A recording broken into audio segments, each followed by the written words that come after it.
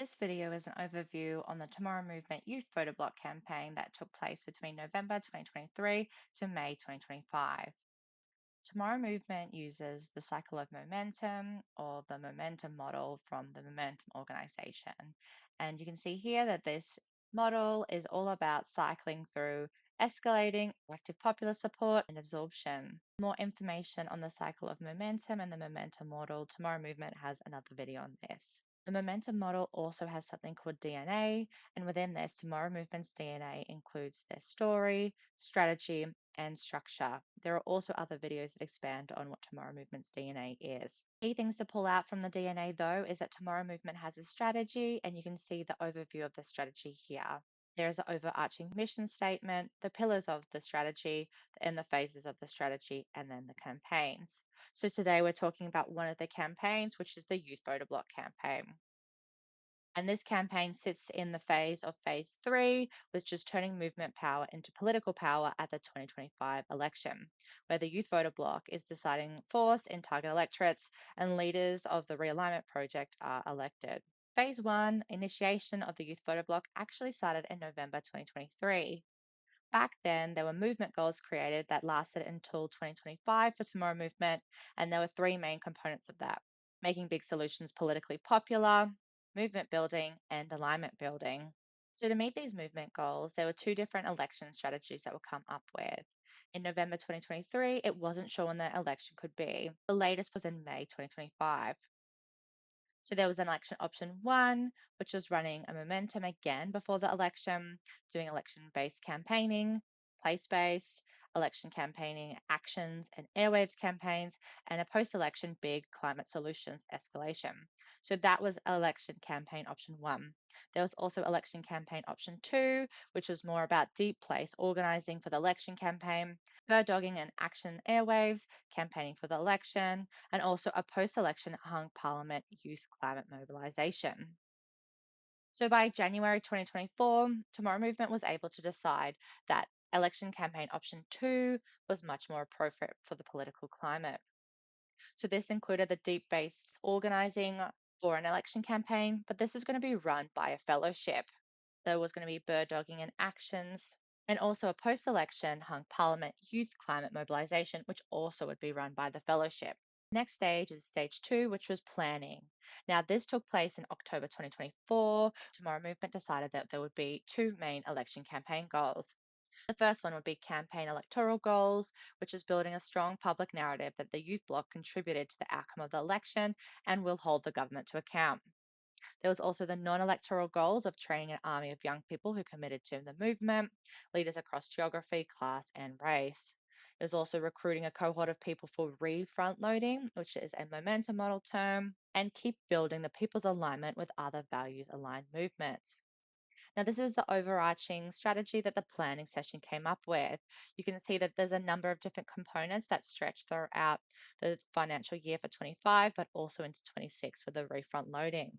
Phase three was the actual execution. So after the planning finalized, execution phase began. So this looked like the three campaign components of deep place-based organizing, actions, and a post-election mobilization. The deep place-based organizing focused on organizing deeply in the community. This organize starts with months before the election, fellowship participants leading the work with the leaders mostly from three places. Strategic locations include those who have good stories related to big ask and climate, cost of living solutions are marginal or important to the federal election story. Local teams supporting these place-based campaigns by dialing into calling parties.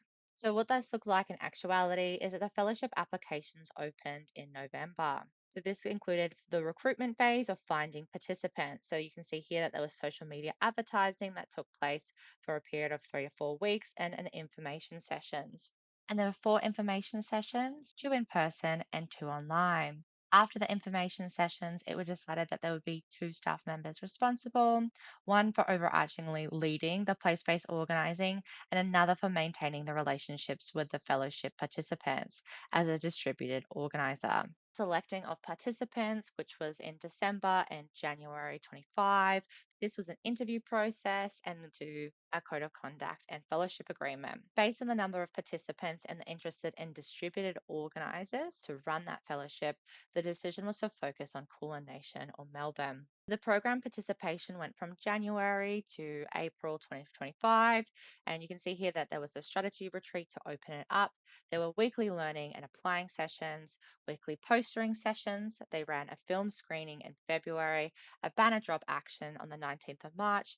There was a Youth Voter Bloc party on the 6th of April, the sold out action on the week of the 21st to the 25th of April. And there was also community engagement activities like flyering and attending community events to raise awareness about the Youth Voter Bloc. Some future considerations for any other deep place organising campaigns that came out of running the fellowship.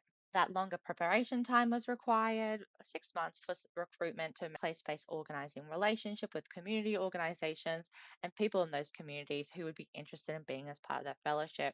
There would be a sharper focus on transferable skills and structured timelines and earlier decision making about locations to retain applicants. Now let's go into the next campaign component of the Youth Voter Bloc campaign, which was actions. Now, actions were for local teams who are not participating in the deep place-based organising campaigns, but they're running local action campaigns for the election. This included escalating actions, bird dogging, and showing the need for ambitious climate solutions and for people to vote on climate and economic justice. This would be showing that it is popular for the government to promise big climate jobs and cost of living policies. So, what this campaign component looked like is that there was a recruitment phase throughout that included a lot of social media posts and stories, advertisement, social media direct messages, website blogs, and localized website pages, a get updates form, get involved preference forms, and recruiting people who Tomorrow Movement had existing relationships through emails, calls, and text messages. This recruitment was going to two components of the actions. There were online information and skill sessions and in-person events and actions. You can see here the online session program had a range of different info and skill sessions. So how would elections actually work? Engaging with media, Labour why, preferential voting, organising for action, persuasive conversations, a youth voter block information session, digital organising, a week of action creative planning session, building system alternatives. And you can see here that the responsibility for creating and facilitating these online sessions was across 4 staff members. There was also the in person actions and events program, and you can see here that this was responsible across 4 staff members again.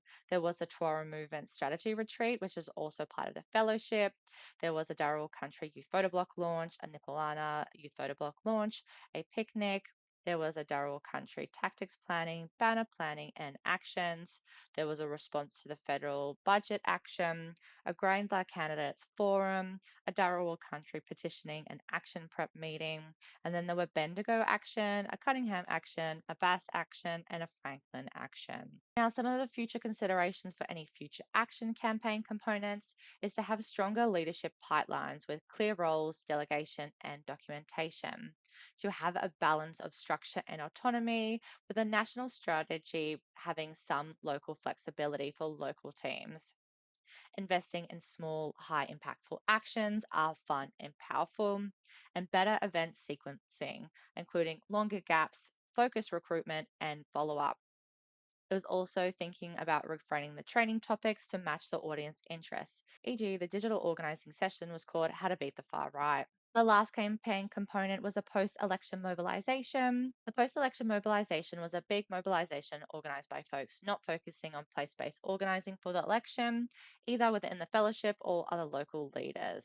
The campaign components of the post-election mobilization included a recruitment phase and a action phase. The post-election mobilization had challenges in that the makeup of parliament and the results, whether or not it would be a hung parliament or a political party would have a majority, was not clear until the last 2 weeks. This involved significant changing of plans, including an initial plan to go to Canberra, which then went into localized actions outside of Labor offices.